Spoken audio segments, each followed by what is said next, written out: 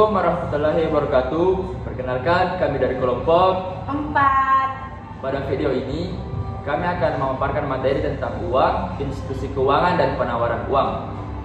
Di mana dosen pengampu kami adalah Ibu Hasuti Mustaqim, dosen pengampu dari mata kuliah Ekonomi Makro 2. Untuk mempersingkat waktu, langsung saja kita lanjut ke videonya. Baiklah, yang pertama adalah uang. Uang adalah salah satu alat tukar menukar yang digunakan oleh masyarakat untuk mendapatkan suatu barang. Untuk lebih jelasnya, akan dijelaskan oleh pemateri pertama tentang apa sih definisi dari uang tersebut. Saya akan menjelaskan tentang definisi uang.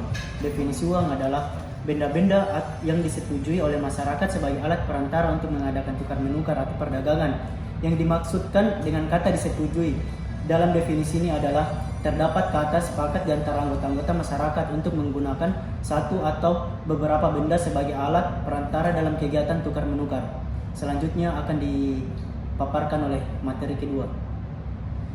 Selanjutnya saya akan menjelaskan ciri-ciri uang. Yang pertama, diterima umum. Uang harus dapat diterima oleh semua orang dalam masyarakat sebagai alat pembayaran yang sah. Yang kedua, tahan lama. Uang harus memiliki daya tahan yang tinggi terhadap kerusakan fisik atau kimia. Yang ketiga, mudah dibawa. Uang harus memiliki ukuran dan berat yang ringan sehingga mudah dibawa kemana-mana. Yang keempat, mudah dibagi. Uang harus dapat dibagi menjadi pecahan-pecahan yang lebih kecil tanpa mengurangi nilainya. Yang kelima, terbatas jumlahnya. Uang harus memiliki jumlah yang terbatas atau angka sehingga memiliki nilai yang tinggi. Yang keenam, stabil nilainya.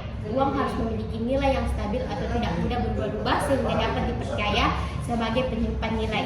Selanjutnya akan dijelaskan ke materi selanjutnya. Baik, terima kasih kepada pemateri sebelumnya. Di sini saya akan menjelaskan tentang fungsi uang. Yang pertama itu ada sebagai alat tukar atau medium of exchange yang dapat mempermudah pertukaran. Orang yang akan melakukan pertukaran tidak perlu menukarkan dengan barang, tetapi cukup menggunakan uang sebagai alat tukar. Kesulitan-kesulitan pertukaran dengan cara barter dapat diatasi dengan pertukaran uang. Nah, contohnya itu seperti ini. Nah, yang kedua itu sebagai alat penyimpan nilai atau valuta, karena dapat digunakan untuk mengalihkan daya beli dari masa sekarang ke masa mendatang.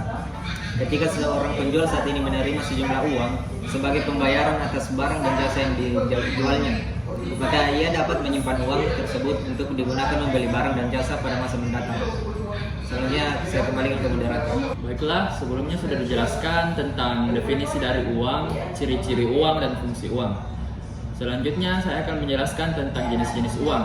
Yang pertama adalah uang kartal. Uang kartal adalah uang yang dijadikan sebagai alat transaksi sah dan wajib diterima seluruh masyarakat pada perekonomian. Uang kartal umumnya berbentuk uang kertas dan uang logam yang di Indonesia dibuat oleh Bank Indonesia selaku bank sentral yang diberi hak tunggal mencetak hak oktroy. Uang dilindungi oleh undang-undang di mana pelaku pemalsuan uang diancam oleh hukuman denda dan kurungan penjara. Contoh uang kartal seperti uang logam Rp100, uang kertas Rp1.000, dan lain sebagainya. Yang kedua adalah uang giral. Uang giral adalah suatu tagihan pada bank umum yang dapat dipergunakan sebagai alat pembayaran dan transaksi yang sah dan masyarakat tidak wajib menerima pembayarannya. Uang giral dapat dibilang mudah, aman, dan praktis dikarenakan dalam melakukan transaksi di mana seseorang tidak perlu menghitung dan membawa banyak uang kontan. Jika hilang atau jatuh ke tangan orang jahat dapat segera diblokir dan mudah dalam penggunaannya. Contoh uang giral yaitu adalah seperti cek, giro, telegraphic transfer, dan lain-lain. Baiklah, itulah tadi jenis-jenis dari uang. Selanjutnya akan dijelaskan tentang institusi keuangan yang akan dipaparkan oleh saudara Rahmat Ramadan.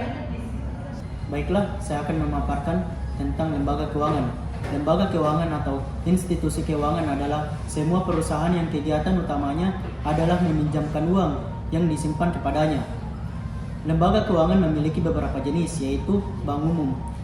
Bank umum adalah bank yang di dalam kegiatannya menghimpun dana dari masyarakat, memberikan pinjaman kepada masyarakat, serta memberikan seluruh layanan perbankan dalam lalu lintas pembayaran. Yang kedua adalah bank tabungan. Bank tabungan merupakan sebuah bank yang memiliki sumber dana utamanya berasal dari tabungan di mana dalam usahanya yaitu memperbungakan dananya dalam bentuk surat-surat berharga yang berperingkat baik. Selanjutnya yang ketiga yaitu perusahaan pinjaman. Perusahaan pinjaman atau perusahaan multifinance merupakan jenis perusahaan yang menyediakan layanan jasa pembiayaan sejumlah dana kepada individu dan bisnis untuk memenuhi berbagai kebutuhan keuangan. Selanjutnya, pasaran saham. Pasaran saham adalah tempat untuk melakukan transaksi jual beli saham publik. Kegiatan jual beli saham ini melalui Bursa Efek Indonesia yaitu BEI. Pasar saham bisa disebut juga bursa saham. Selanjutnya, yang kelima adalah perusahaan asuransi. Perusahaan asuransi adalah lembaga keuangan yang menyediakan berbagai pilihan asuransi untuk melindungi orang maupun perusahaan dari kerugian finansial dan mendapatkan imbal balik berupa pembayaran premi. Selanjutnya akan dipaparkan oleh pemateri selanjutnya. Penawaran uang. Penawaran uang lebih populer dinyatakan dengan istilah jumlah uang yang beredar. Dalam laporan data statistik, jumlah uang yang beredar biasanya dilambangkan dengan huruf M. Ada beberapa definisi yang berbeda mengenai jumlah uang yang beredar, tergantung dari tingkat likuiditasnya.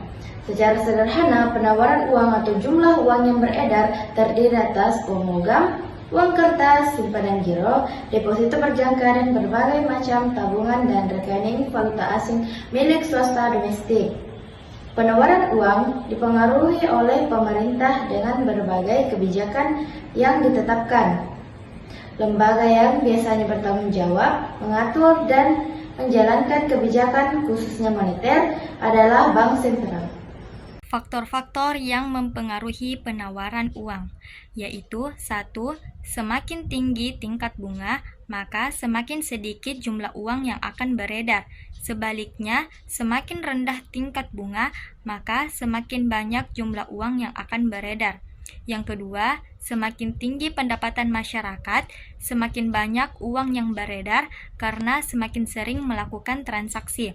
Yang ketiga, semakin banyak jumlah penduduk, maka semakin banyak dan semakin cepat uang yang akan beredar. Yang keempat, keadaan geografis di perkotaan lebih cepat dan lebih banyak jumlah uang yang beredar dibanding di pedesaan. Yang kelima, struktur ekonomi negara agresis berbeda dengan negara industri.